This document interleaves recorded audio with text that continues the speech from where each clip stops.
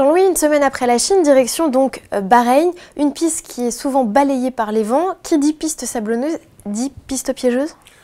Oui, de toute façon oui, pour au moins les pneumatiques, au moins le ressenti du pilote et surtout pour les moteurs, parce que depuis qu'on va à Bahreïn, il y a toujours eu ce petit problème de sable, de grains de sable si je puis dire, et on ne sait jamais, le vent se lève souvent, les alentours du circuit ont été naturellement protégés par plusieurs matières pour pas qu'il y ait de tempêtes de sable, mais quand même, il faut se plier à cet exercice, je dirais, un peu différent dans le désert pour les Formule 1. L'autre particularité de ce tracé de Bahreïn, c'est d'avoir une course qui commence de jour et qui se termine la nuit et où les températures vont d'un seul coup chuter.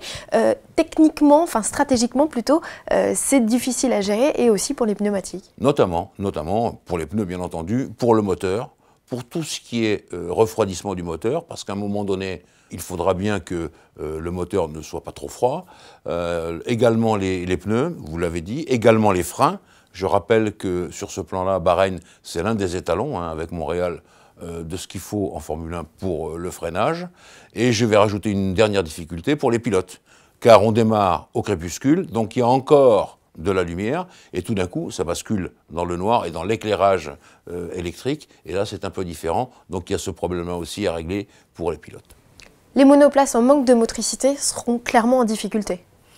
Oui, parce qu'il y a quand même pas mal de remises de vitesse en sortie de virage lent, et que là, il faut de la motricité. Et alors, le problème, c'est que d'habitude, pour avoir de la motricité, on met les voitures extrêmement souples, et là, on ne peut pas le faire, parce qu'il y a quand même deux belles lignes droites, il y a une ou deux grandes courbes un peu difficiles, où il faut de l'effet de sol. En conséquence, c'est un peu difficile à résoudre entre ces deux pôles.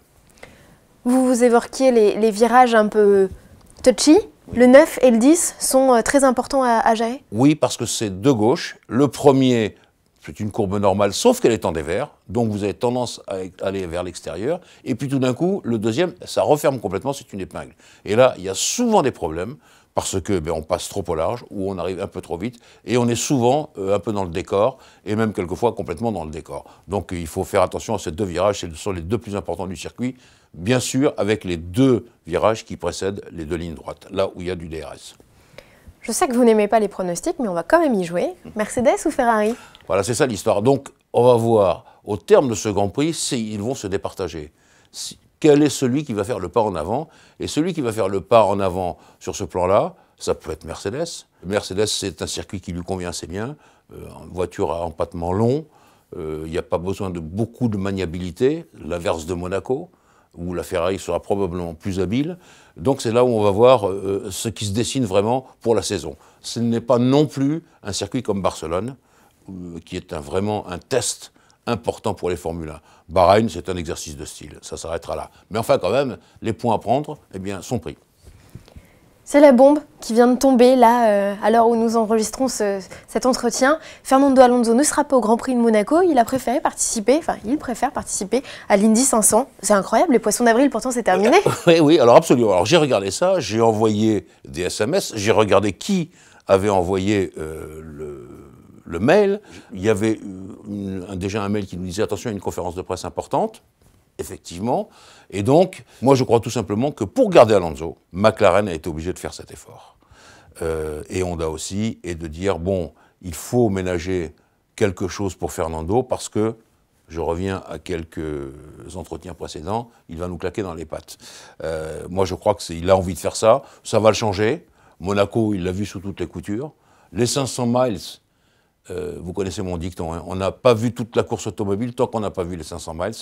J'espère qu'il se fera pas mal parce qu'il faut faire attention quand on est pilote de Formule 1.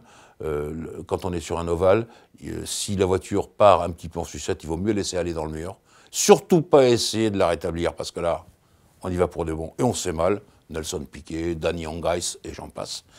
Donc voilà, il fait ça dans une bonne équipe, l'équipe de Michael Andretti, avec un bon moteur. Il marche le moteur Honda là-bas, aux 500 miles, en IndyCar. Donc, on va voir cette expérience. Moi, je crois que Jean Alesi l'a fait, vous vous souvenez, une année. Il voulait absolument faire ça pour sa carrière. Fernando le fait. Je lui souhaite bon courage et surtout beaucoup de succès. Parce que là-bas, il va être regardé quand même comme la star de la Formule 1, l'une des stars de la Formule 1. Il va faire le rookie test, vous savez, on doit tourner à une limite de vitesse bien précise, donc ça c'est très amusant. Enfin, il y a plein de choses qui vont démarrer là-bas. Je me demande si on ne va pas s'accréditer pour les 500 miles, ça vaut le coup d'aller voir ça. Bon alors, on s'accrédite certes pour les 500 miles, mais qui pour le remplacer dans le baquet de cette F1 à Monaco? Eh bien, on a un bel ambassadeur, vous vous souvenez, qui était éventuellement pilote remplaçant, il s'appelle Jenson Button, lui aussi est champion du monde. Alors je me demande, je suis quasiment certain que notre Jenson va prendre le relais. Rien n'est décidé pour l'instant, mais on n'est pas loin. Je pense que les Britanniques ont déjà annoncé sa participation au Grand Prix de Monaco.